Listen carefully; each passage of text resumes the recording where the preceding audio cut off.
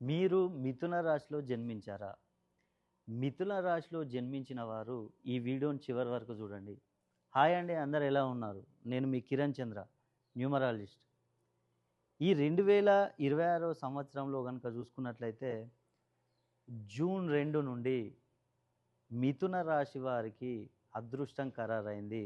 రాజయోగం పట్టనుంది. వారికి అష్టైశ్వర్యాలు, భోగభాగ్యాలు కలగనున్నాయి. ఎందుకు చెప్తున్నానంటే మిథున రాశి నుండి గురుడు కర్కాటక రాశిలోకి ప్రవేశించాడు జూన్ 2వ తేదీన. కాబట్టి వారి జన్మస్థానం నుండి కనుక చూసుకున్నట్లయితే మిథున రాశి వారికి 2వ స్థానం అవుతుంది, మంచి స్థానం. కాబట్టి వారికి ఉన్న ఈ సంవత్సరం ఏ సమస్యలైనా కూడా మొత్తం తీరనున్నాయి.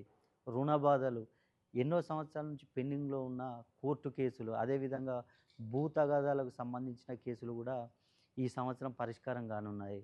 అదేవిధంగా కొత్తగా వ్యాపారాలు చేసేవారికి ఈ సంవత్సరం అనుకూలంగా ఉంటాయి, మంచి ఫలితాలను ఇస్తాయి. అదేవిధంగా విదేశీ ప్రయాణాలు చేయాలనుకునే వారికి కూడా చాలా సులభంగా ఉంటుంది.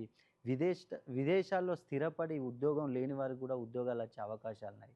అదేవిధంగా కష్టపడి చదివి ఉద్యోగం కోసం ప్రయత్నం చేసేవారికి ఉద్యోగాలు లభించే అవకాశం ఉంది. ఉద్యోగంలో ఉన్నవారికి ప్రమోషన్లు వచ్చే అవకాశాలు ఉన్నాయి. కాబట్టి మీరు మిథున రాశిలో ఉండి మీకేమైనా సమస్యలు ఉన్నట్లయితే మీ పేరును ఒక్కసారి సరిచేసుకోండి. అలా చేసుకున్నట్లయితే మీకున్న సమస్యలు మొత్తం పరిష్కారం అవుతాయి.